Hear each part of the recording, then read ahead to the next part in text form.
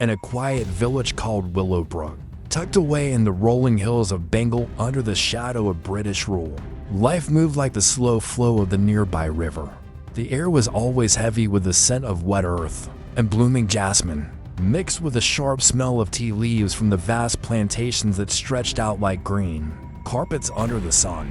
The British had come years ago, building big houses on the hills and forcing the locals to work their lands. But the old Indian ways still clung to the people like vines on ancient trees. Marriages were arranged not for love, but for land, money, or to settle debts. Families lived in mud huts with thatched roofs, while the richer ones, like the Harringtons, had stone homes with verandas overlooking the fields. Eliza was only 7 years old when her fate was sealed. She was a small girl with big brown eyes that sparkled like dewdrops in the morning light, and long black hair that her mother braided every day with care. Her father, a simple farmer named Jacob, had fallen on hard times. The rains had failed 2 years in a row, ruining his crops, and he owed money to the local moneylender. To pay off the debt and secure a better future for his other children, Jacob agreed to marry Eliza to Lord Victor Harrington, a wealthy Englishman in his 40s, who owned the largest tea estate in the region. Lord Harrington had lost his first wife to a fever years ago and wanted a young bride to manage his household and perhaps give him heirs. He was a tall man with a stern face, graying hair, and a mustache that he twisted when he was thinking. His eyes were cold, like the steel of the rifles he kept in his study. The wedding was a simple affair, held under a canopy of banana leaves in the village square. Eliza wore a red sari that was too big for her tiny frame, the fabric dragging on the ground as she walked. She didn't understand what was happening. To her, it felt like a game, like the pretend wedding she played with her dolls made from rags and sticks. Her mother, tears in her eyes, hugged her tightly and whispered, "Be obedient, my child. This is your new life. Make us proud." Eliza nodded, clutching a small wooden toy her father had carved for her, a little elephant with a trunk that wiggled. After the ceremony, Eliza was taken to the Harrington estate, a grand house with white walls and red-tiled roofs, surrounded by gardens full of roses imported from England. The house stood on a hill overlooking the village below, where smoke rose from cooking fires in the evenings. Inside, the rooms were filled with heavy furniture, dark wooden tables, chairs with carved legs, and shelves lined with books Eliza couldn't read. The servants, mostly local Indians, bowed their heads when Lord Harrington passed, but they looked at Eliza with pity in their eyes. On her first night, Eliza cried herself to sleep in a big bed that swallowed her small body. The room was dark, with only a flickering oil lamp on the table. She missed the warmth of her mother's arms and the sound of her siblings laughing outside their hut. Lord Harrington didn't come to her that night. He said she was too young. Instead, he patted her head awkwardly and said, "You'll learn your duties soon enough." Eliza didn't know what duties meant, but she nodded anyway. The next morning, Eliza met James, Lord Harrington's nephew. James was 11, a boy with curly brown hair and freckles on his nose from spending too much time in the sun. He had come to live with his uncle after his parents died in a carriage accident back in England. James was lonely too, with no friends his age in the village. He found Eliza sitting on the veranda, staring at the hills. "Hello," he said shyly. "I'm James. Want to see the garden?" Eliza looked up, wiping her nose on her sleeve. "Okay," she whispered. They spent the day exploring. James showed her the flower beds where butterflies danced, the old well hidden behind bushes, and a secret path that led to a small pond where frogs croaked loudly. He told her stories about England, about castles, knights, and snowy winters. Eliza listened wide-eyed, forgetting her sadness for a while. "We can be friends," James said, "like brother and sister." Eliza smiled for the first time since the wedding. From then on, they were inseparable. They played hide-and-seek in the house's many rooms, picked mangoes from the trees, and lay on the grass watching clouds shape into animals as the months turned into years. Eliza grew accustomed to her new life, though it was far from easy. Lord Harrington was strict. He made her learn household chores, sweeping the floors, helping in the kitchen, and folding his clothes just so. The servants taught her. But if she made a mistake, like burning the rice or spilling tea, he would scold her harshly. "You're my wife now," he'd say. "Act like it." Eliza learned to keep quiet, to lower her eyes when he spoke. At night, when the house was silent, she would hear the wind howling through the trees, and sometimes distant cries from the village below. The village had its own secrets. People whispered about old legends, stories passed down from grandparents around flickering fires. There was talk of a chudail, a demon woman who roamed the nights. She had feet turned backward, long tangled hair, and nails like claws. She lured bad men into the woods, where she twisted their bodies and left them hanging from branches like broken dolls. The chudail was said to be the spirit of a woman wronged in life, betrayed by her husband or family, killed unjustly. She sought vengeance on those who hurt the innocent, especially women. The villagers lit lamps at dusk to ward her off and avoided the woods after dark. Eliza heard these tales from the servants, who told them in hushed voices while scrubbing pots. "Don't go out alone at night, little one," they warned. "The chudail hears the cries of the oppressed." Eliza didn't believe in ghosts. She thought they were just stories to scare children into behaving. But sometimes, when Lord Harrington raised his voice or gripped her arm too tightly, she wondered if such spirits were real. James laughed at the legends too, silly superstitions. He'd say, "In England, we have science." But even he avoided the deeper parts of the woods. When Eliza turned 12, things changed. Lord Harrington decided it was time for her to fulfill her wifely duties. One night, after dinner, he came to her room. The door creaked open, and his shadow fell across the bed. Eliza pretended to sleep, her heart pounding like a drum. He sat on the edge, his hand heavy on her shoulder. "You're growing up," he murmured. What followed was pain and confusion, a blur of tears and silence.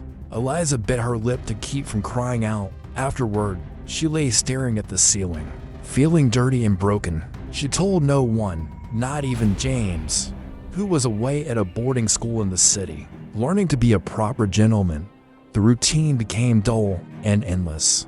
Days blended into one another. Wake at dawn, prepare breakfast, clean, tend the garden, serve meals, endure the nights. The house felt like a prison, its walls closing in. Eliza's eyes lost their sparkle. She moved like a shadow, quiet and unseen. James returned for holidays, but he noticed the change.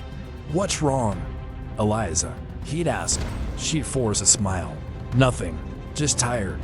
One afternoon, while wandering the edges of the woods to escape the house, Eliza met an old woman named Agnes. Agnes lived in a small hut made of bamboo and leaves, shunned by the village for being a witch. She had wrinkled skin like dried leather, white hair in a messy bun, and eyes that seemed to see through you. Agnes gathered herbs and roots, making medicines for those brave enough to seek her help. "Child," she called to Eliza, "you look lost."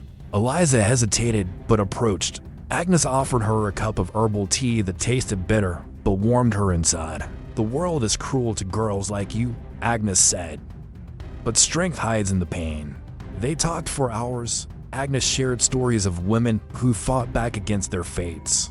Using old knowledge passed down in secret, Eliza felt a spark, something stirring deep within.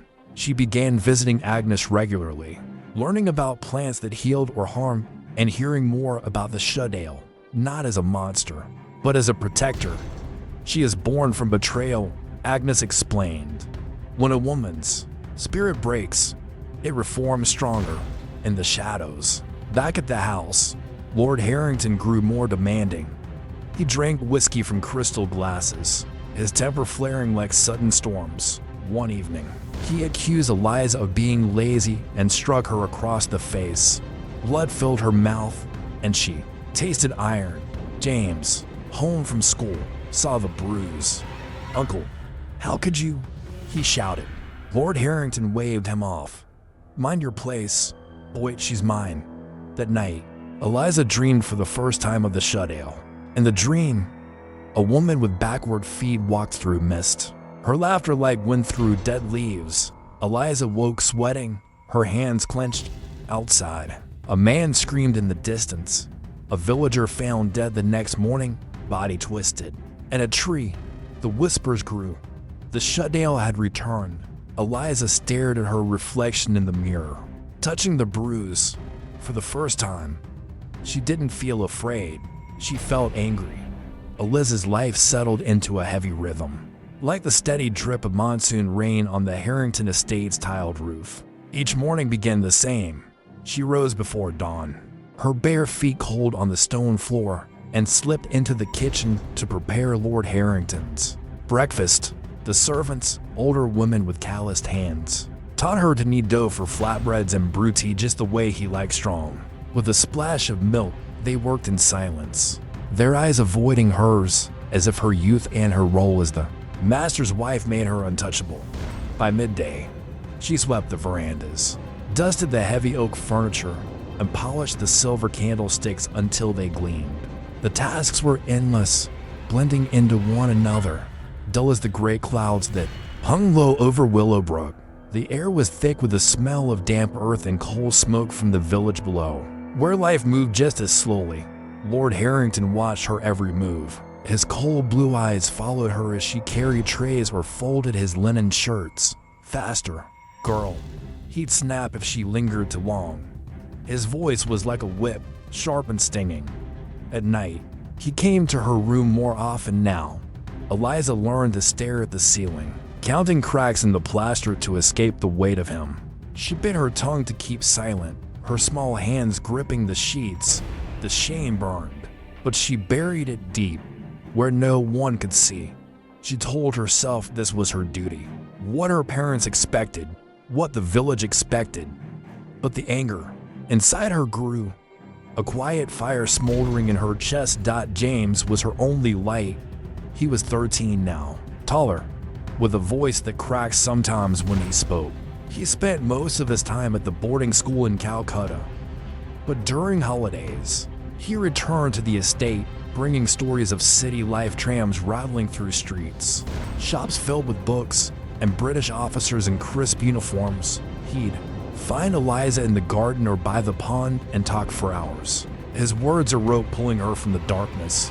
"One day, I'll take you to see the world," he promised. "We'll sail to England, maybe even America."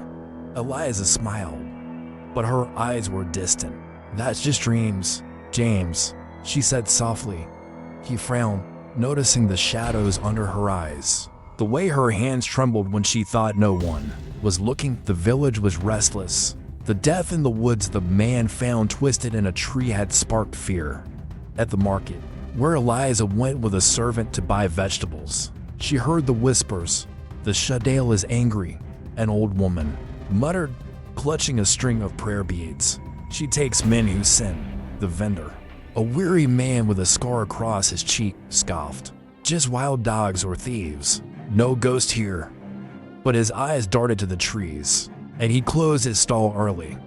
Eliza listened, her basket heavy with potatoes and greens. The stories felt alive, like they were watching her. She remembered Agnes's words, "Strength hides in the pain." She wondered what strength meant for someone like her, trapped in a house that felt like a cage. Eliza's visits to Agnes became her secret rebellion. She sneaked out in the late afternoons, when Lord Harrington napped after his whiskey and the servants were busy with laundry. The path to Agnes's hut was narrow, winding through thickets of bamboo and past trees draped with vines. The old woman welcomed her with a toothless smile, her hands stained green from crushing herbs. "You're back, child," Agnes said, stirring a pot over a small fire.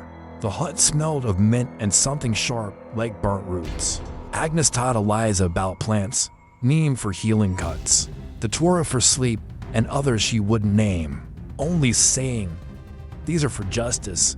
Eliza soaked up the knowledge, her fingers learning to grind leaves into paste. Agnes spoke of the chudail again. "She's not one spirit," she said, her eyes glinting in the firelight. "She's many, born from women broken by men. They wake when blood calls." One evening, as Eliza returned from Agnes's hut, she found James waiting by the pond. His face was pale. "Where were you?" he asked. "It's not safe out there." Eliza hesitated. She trusted James, but the weight of her secrets felt too heavy to share. "Just walking," she lied. He didn't believe her, but he didn't push. Instead, he handed her a small book, its cover worn and brown. "It's poetry," he said, "from England. Read it when you're sad." Eliza clutched the book, her heart aching.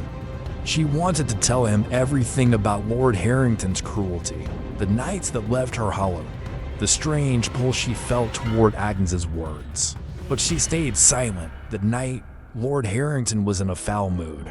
He'd argued with a British officer about taxes on the tea estate, and his face was red from drink. At dinner, he slammed his glass on the table, spilling wine. "You're useless," he snarled at Eliza when she dropped a spoon. Before she could react, his hand struck her cheek. The sound sharpened the quiet dining room. The servants looked away, pretending not to see. Eliza's face burned, but she didn't cry. She stood, cleared the table, and went to her room. Then, the dark, she opened James's book and read a line. "In silence, strength is born." Her fingers traced the words, and something inside her stirred, like a sea cracking open.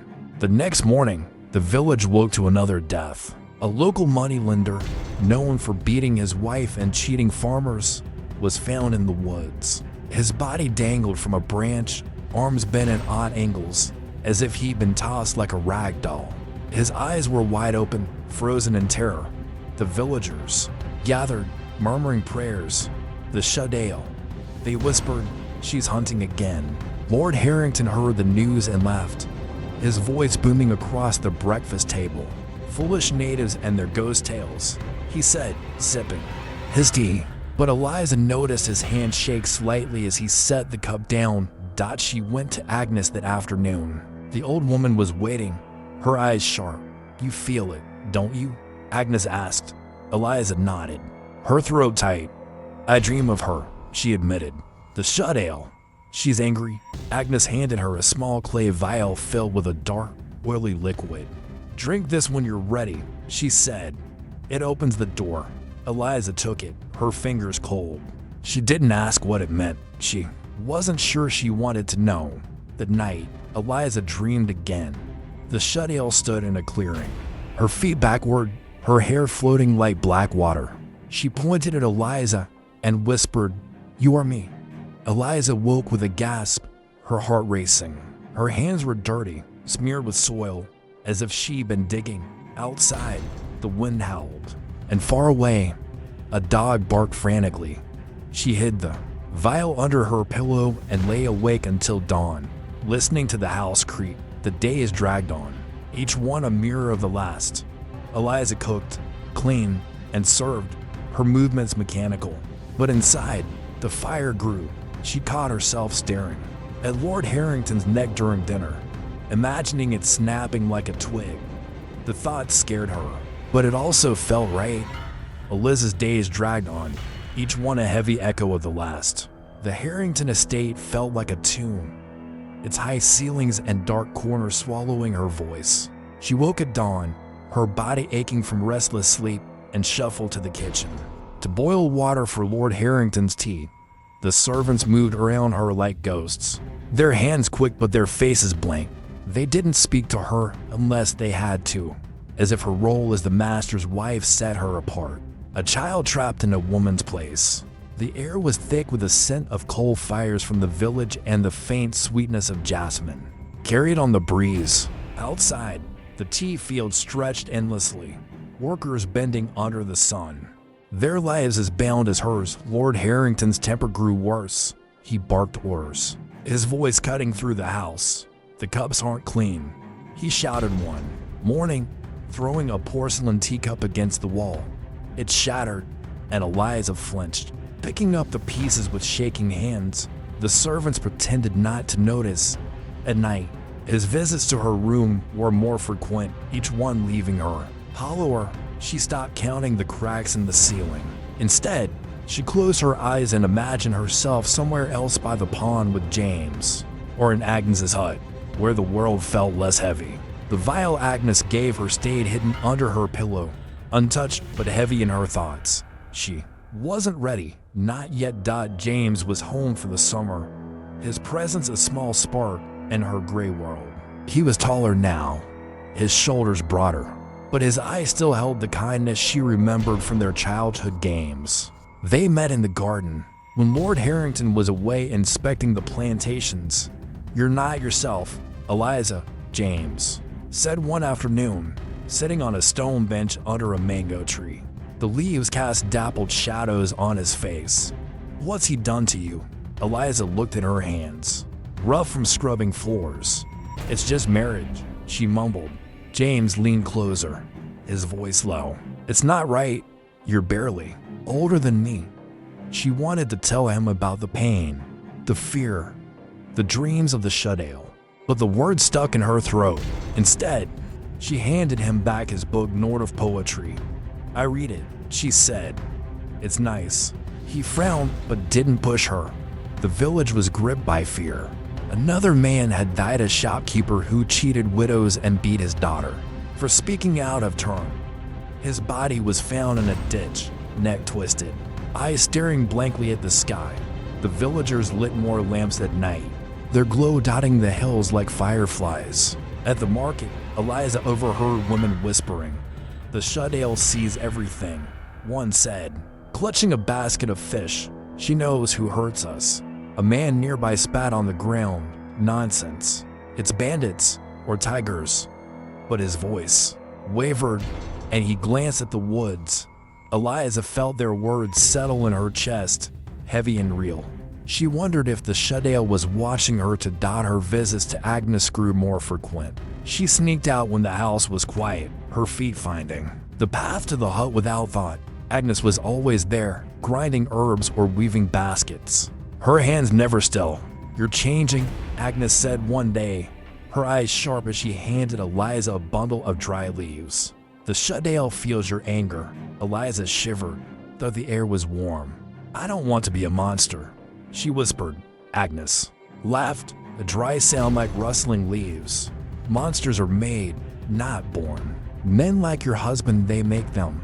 She taught Eliza a chant, words in an old tongue that sounded like wind through bones. "Say it when you're alone," Agnes said. "It calls the shadows, the night." Eliza tried the chant in her room, her voice barely a whisper. "Come, spirits of the wronged," she murmured, feeling foolish. The air grew cold, and the lamp flickered. She stopped, heart pounding, and hid under the blankets. In her dreams, the chudail appeared again, closer this time. Her face was Eliza's, but older, with eyes like burning coals. "You suffer," the chudail said. "Let me help." Eliza woke with her nails digging into her palms, blood spotting the sheets. She washed them before the servants could see. Lord Harrington's cruelty sharpened. One evening, he caught Eliza reading James's poetry book instead of folding his clothes. He snatched it, tearing pages. "You don't need this rubbish," he growled, slapping her so hard she fell against the table. Her lip bled, and she tasted copper. James burst into the room, his face red. "Leave her alone," he shouted, stepping between them. Lord Harrington's eyes narrowed. "You forget your place, boy," he said, shoving James to the floor. "She's my wife." James scrambled up, fists clenched, but Eliza grabbed his arm. "Don't," she whispered. "It's worse if you fight." James left, his jaw tight, promising to return. The next day, another death shook the village. A British overseer, known for whipping workers who didn't meet quotas, was found in the tea fields. His body was tangled in vines, as if the earth itself had pulled him down. His face was frozen in a scream, and his hands clutched at nothing. The villagers didn't gather this time. They stayed in their homes, doors bolted. Lord Harrington rode to the village, rifle in hand, shouting about order and reason. "I'll find this killer myself," he declared. But Eliza saw fear in his eyes, a crack in his usual arrogance. She went to Agnes that afternoon, the vial still heavy in her pocket. "What happens if I drink it?" she asked. Agnes's smile was grim. "It binds you to the chudail. You become her vessel. But beware, it takes as much as it gives." Eliza clutched the vial, her fingers trembling. She didn't drink it, but she kept it close, like a secret she wasn't ready to tell. That night, her dreams were worse. The chudail stood over a body, blood dripping from her claws. "This is justice," she said, her voice echoing in Eliza's skull. Eliza woke screaming, her hands muddy again, though she hadn't left her bed. She looked at her reflection in the window, and for a moment, her eyes glowed red. She blinked, and it was gone. Outside, the wind carried a faint scream from the village, quickly silenced. The day is plodded on, each task blending into the next. Eliza cooked, cleaned, and served, her body moving while her mind wandered to the chudail, to Agnes's words, to the vial. She caught herself humming the chant under her breath while scrubbing pots, and the servants glanced at her, uneasy. James watched her too, his worry growing. "Eliza, you're scaring me," he said one evening by the pond. She didn't answer, only stared at the water, where her reflection seemed to ripple into something else. The Harrington estate seemed to grow heavier with each passing day, its walls pressing in on Eliza like the weight of the monsoon clouds that hung over Willowbrook. The routine was unchanging. She woke to the crow of roosters, her body stiff from nightmares, and moved through the house like a shadow. She chopped vegetables, scrubbed pots, and dusted the endless shelves of Lord Harrington's books, her hands moving without thought. The air carried the scent of wet soil and the faint tang of tea leaves drying in the sun. The servants whispered less now, their eyes darting to Eliza when they thought she wasn't looking. They sensed something, though they didn't visualize, didn't speak it. The village below was quieter too, as if fear had choked its voice. Lord Harrington's cruelty had become a storm, unpredictable and fierce. He drank more, his whiskey glass rarely empty, and his temper flared over the smallest things. One morning, Eliza spilled a drop of tea while pouring, and he grabbed her wrist, twisting until she gasped. "Clumsy girl," he hissed, his breath sour, the bruise blue-purple on her skin, hidden under her sleeve. She said nothing, her eyes fixed on the floor. But inside, the fire of her anger roared louder. At night, his visits to her room were relentless. She learned to go limp, to let her mind drift to the woods, to Agnes's hut, to the chudail's voice in her dreams. The vial under her pillow felt heavier, like it was whispering to her. James was still home, his school break stretching into weeks. He followed Eliza like a worried puppy, his face tight with questions he didn't ask. One afternoon, they sat by the old well behind the estate, hidden by overgrown bushes. The air was thick with the buzz of insects. "You're fading, Eliza," he said, his voice cracking. "I see it in your eyes." She picked at a blade of grass, tearing it into strips. "I'm fine," she lied. James leaned closer, his hand brushing hers. "I'd kill him if I could," he whispered, glancing toward the house. Eliza's heart skipped. She wanted to tell him about the vial, the chants, the dreams where her hands were stained with blood, but fear stopped her. What if he saw her as a monster? The village was a cauldron of dread. Another man died, a farmer who forced his daughter into marriage for a few coins. His body was found in a rice paddy, limbs twisted like roots, his face locked in a silent scream. The villagers stopped going to the fields alone. Women tied charms around their children's wrists, and men carried knives, muttering about curses. At the market, Eliza overheard a group of women, their voices low. "The chudail spares us," one Bakeland system said, touching a pendant of turmeric and ash. "She only takes the cruel ones." Another woman, older, shook her head. "No, spirit is the kind. She'll turn on us all." Eliza's basket trembled in her hands. She felt their words like a pulse in her veins. Her visits to Agnes were her only escape. The old woman's hut was a world apart, filled with a sharp smell of herbs and the crackle of a small fire. Agnes was weaving a basket when Eliza arrived one evening, the sky bruised with clouds. "You're close now," Agnes said without looking up. "The chudail knows your heart." Eliza clutched the vial in her pocket, its clay cool against her fingers. "What if I'm not ready?" she asked. Agnes's eyes met hers, sharp as knives. "You're ready when your pain outweighs your fear." She handed Eliza a bundle of dried datura leaves. "Burn these tonight, speak the chant. Let her in." That night, alone in her room, Eliza lit a candle and burned the leaves in a clay pot.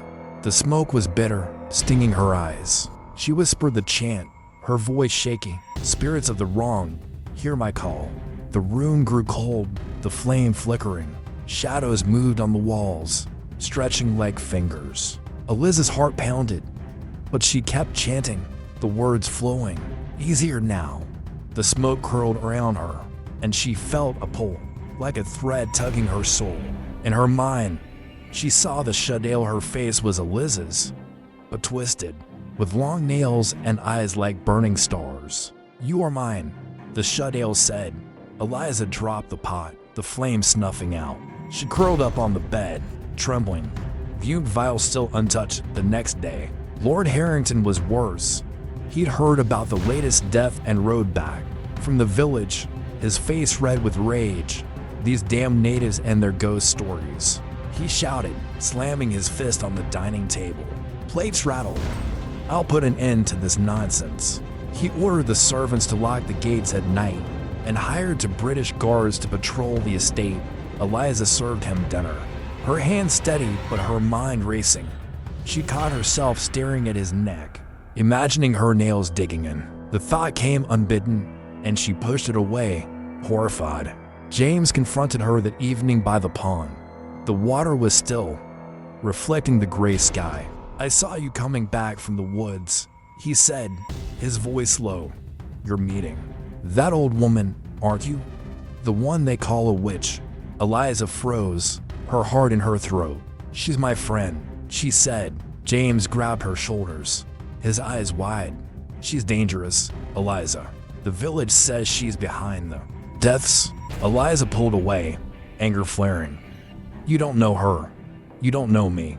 James stepped back, hurt. "I'm trying to protect you," he said. She turned away, the vial burning in her pocket. That night, Lord Harrington came to her room. Drunk and rough, he pinned her to the bed, his breath hot on her face. "You're mine," he growled. Eliza's hand slid under the pillow, fingers brushing the vial. For a moment, she imagined smashing it against his head, letting the dark liquid spill. Instead, she went still, enduring. When he left, she sat up, her body shaking. She pulled out the vial and stared at it, the chant echoing in her mind. The next morning, the village woke to another body, a local priest, known for shaming women who defied their husbands, was found in the temple, his throat torn open, blood pooling on the stone floor.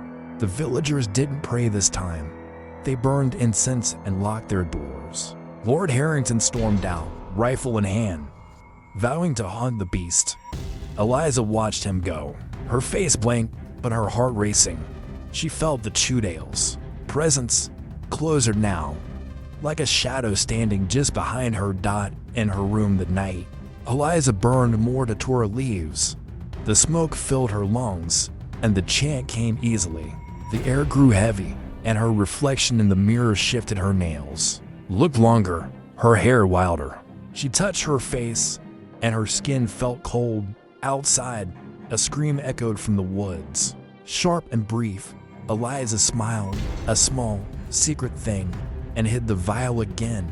The days crawled on, each one a mirror of the last. Eliza moved through her tasks, her body mechanical but her mind alive with the chudail's voice. The servants avoided her gaze, and James watched her with growing fear. She felt the vial's weight, a promise and a threat, pulling her towards something she couldn't name. Eliza's world was a haze of routine and dread, each day grinding into the next like stones in a mill. The Harrington estate loomed over her, its stone walls cold and unyielding, trapping her in a cycle of chores that never ended. She rose at dawn, her body heavy with exhaustion, and shuffled to the kitchen to prepare Lord Harrington's breakfast eggs, toast, and tea. Always the same. The servants moved silently around her, their eyes avoiding hers as if they sensed the shadow growing within her. The air carried the damp scent of the monsoon and the faint bitterness of tea leaves. From the fields below, the village of Willowbrook was hushed, its people locked behind doors, their lamps burning late into the night. Lord Harrington's temper was a constant storm. He stalked the house, his boots echoing on the wooden floors, shouting at servants for the smallest mistakes. One morning, Eliza burned the toast slightly, and he threw the plate across the room. It shattered against the wall, crumbs scattering like ash. "Worthless girl," he spat, his face red from whiskey. Eliza knelt to clean the mess, her hand steady, but her heart pounding. The bruise on her wrist from his grip throbbed under her sleeve.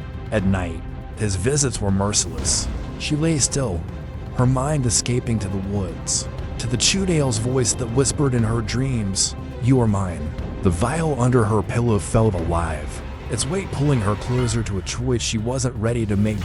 James was still at the estate, his presence a fragile thread of comfort. He watched her with growing worry, his brown eyes searching her face for the girl he once knew. One afternoon, they walked to the secret path near the pond, the air thick with the hum of cicadas. "Eliza, you're slipping away," he said, his voice low. He stood close, his hand hovering near hers but not touching. "I hear the servants talking. They say you're strange." Eliza stared at the water, its surface rippling in the breeze. "They don't know me," she said, her voice flat. James grabbed her arm gently. "I know you. Tell me what's happening." She pulled away, her eyes flashing with something sharp. "You can't help me, James. No one can." He stepped back, hurt, but didn't follow when she walked away. The village was drowning in fear.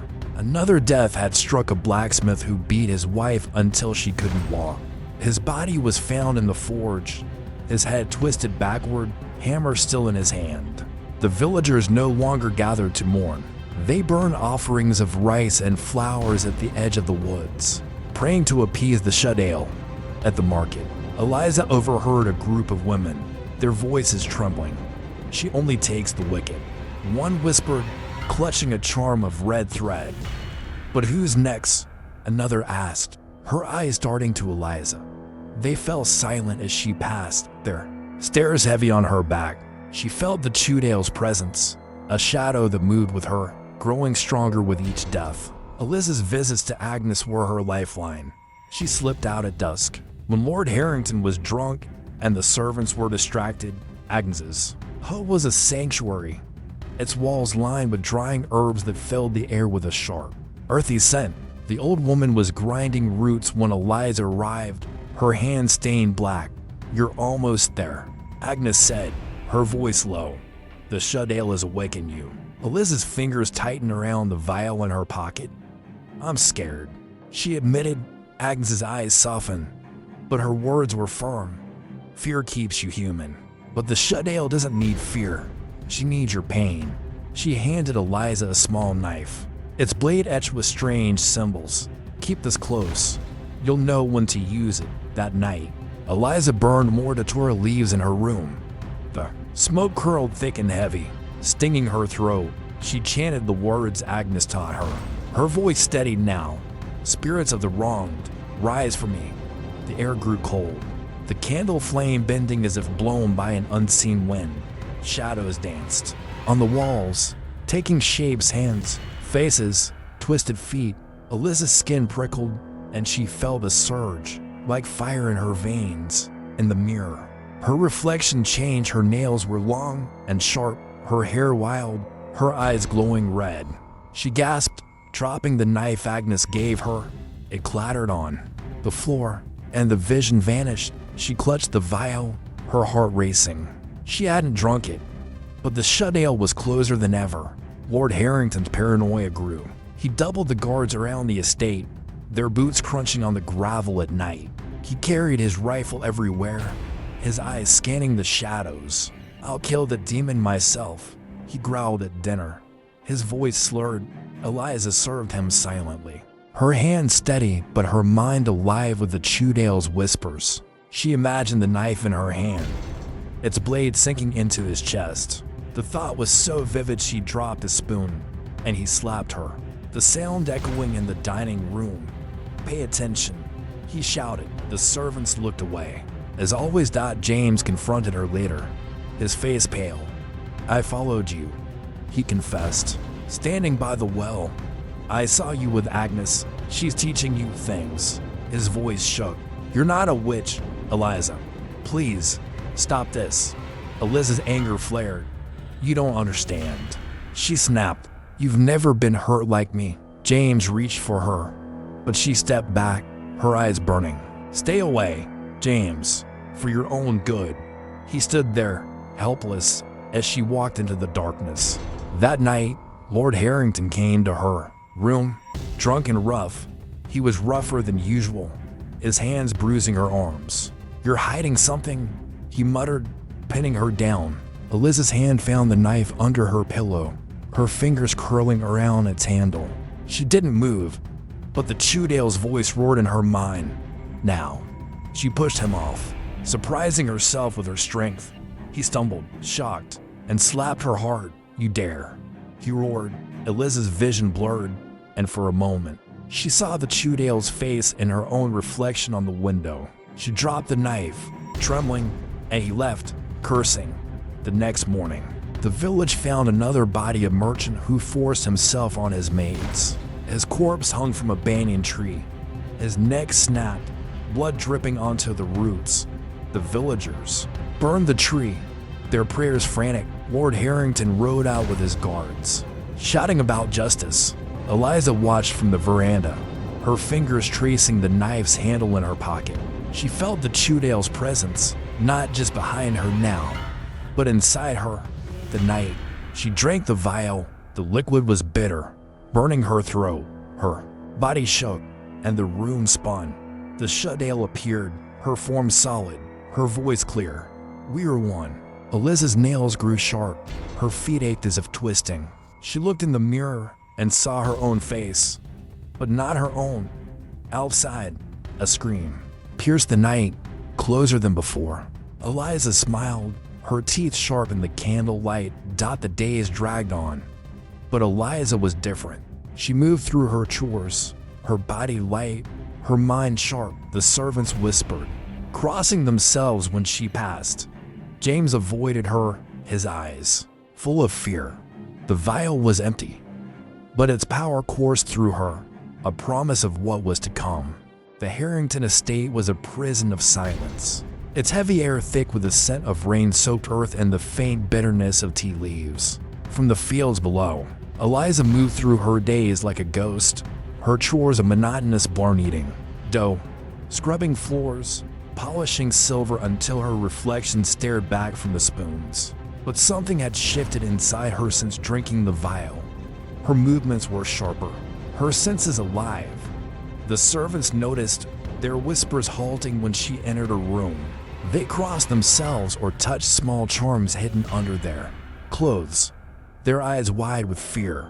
The village of Willowbrook was a shadow of itself, its streets empty by dusk, doors barred, and lamps burning through the night as if light could keep the darkness at bay. Lord Harrington's paranoia consumed him.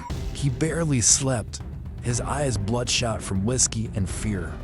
He kept his rifle by his side, even at meals, and barked orders at the guards patrolling the estate.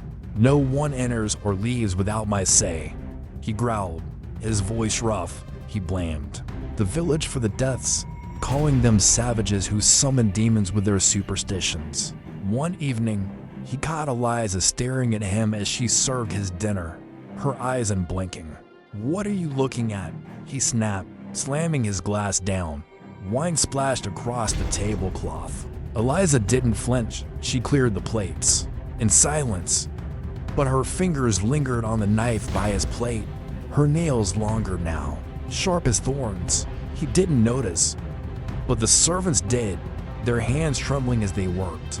James was distant, his warmth replaced by fear.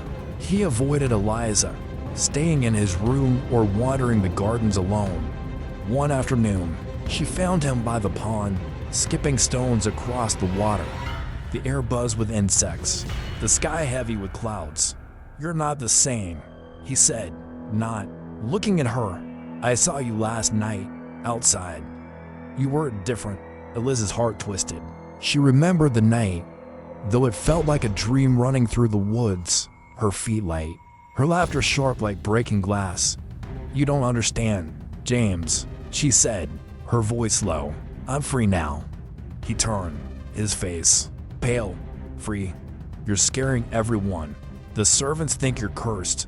Eliza's eyes flashed, and for a moment, her reflection in the pond showed red eyes and tangled hair. James stepped back, clutching a stone. "Stay away from me," he whispered, and ran. The village was unraveling. Another death struck a British officer who beat workers on the tea plantations. His body was found in a clearing, his chest torn open, as if claws had ripped through flesh and bone. The villagers didn't speak of it openly anymore. They left offerings of milk and flowers at the edge of the woods, their prayers desperate.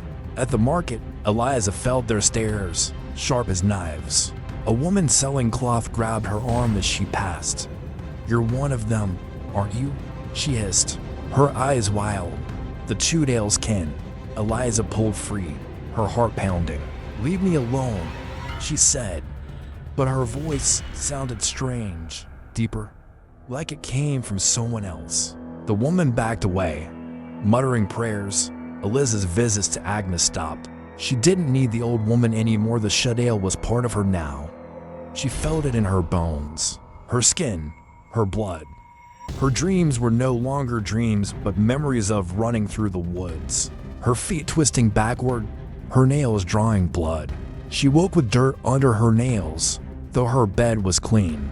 The knife Agnes gave her stayed in her pocket, its weight a comfort. She chanted without thinking, the words slipping out as she scrubbed pots or swept the veranda. "Spirits of the wrong, rise for me." The air would grow cold, and the shadows would shift, as if listening. Lord Harrington's cruelty reached a peak. One night, he came to her room, his breath heavy with whiskey. He was angrier than usual, his hands rougher. "You think you're clever, hiding things," he slurred, pinning her to the bed. Eliza's hand found the knife under her pillow, her fingers curling around its handle. The chudail's voice roared in her mind. "End it." She pushed him off with a strength that surprised them both. He stumbled, hitting the wall, and stared at her, his eyes wide with something new, fear. "What are you?" he whispered. Eliza's lips curled into a smile, her teeth sharp in the moonlight. "Your wife," she said, her voice not her own. He backed out, slamming the door. The next morning, the village found another body, not a villager, but one of Lord Harrington's guards. He was found near the estate's gate, his throat slashed, his rifle broken into. The other guards whispered of a shadow moving in the dark, too fast to see. Lord Harrington locked himself in his study, shouting about traps and hunts. He sent for more men from the city, but none came. The village was too afraid, and rumors spread that the chudail was targeting the Harrington estate. James confronted Eliza that evening, his face drawn. He found her in the garden, standing still, her hair loose and wild. "I know it's you," he said, his voice shaking. "The deaths, the chudail, it's you, isn't it?" Eliza turned, her eyes glowing faintly in the dusk. "You wanted to protect me," she said, "but you can't, not from this." James grabbed her arm, desperate. "I love you, Eliza. Don't do this." She pulled free, her nails leaving scratches on his skin. He gasped, staring at the blood. "Run, James," she whispered, "before I can't stop myself." He backed away, tears in his eyes, and fled to the house. That night, Eliza didn't sleep. She stood by her window, the knife in her hand, chanting, Softly, the air grew thick, the shadows alive. She felt the chudail's power surge, her body light and strong. She slipped out of the house, her feet silent on the grass. The woods called her, and she ran, her laughter echoing like a storm. In the clearing where the officer had died, she found another target, a local man who sold his sister to settle a debt. He screamed as she approached, her form shifting, her feet twisting. His body was found at dawn, hanging from a tree, his eyes wide with terror. The village erupted. A mob formed, led by a priest and a few brave men, their torches lighting the night. They marched to Agnes's hut, blaming her for the curse. Eliza watched from the woods, her heart cold. Agnes wasn't there, she'd fled days ago. Warned by the same shadows Eliza now commanded, the mob burned the hut, their shouts fading as the flames died. Eliza felt no pity, only power. The days dragged on, but Eliza was no longer bound by them. She moved through her chores, her eyes sharp, her smile secret. The servants fled the estate, leaving only a few too scared to leave. Lord Harrington stayed in his study, his rifle loaded. James locked himself in his room, his prayers audible. Through the walls, Eliza felt the chudail's hunger, a fire that burned for one final target.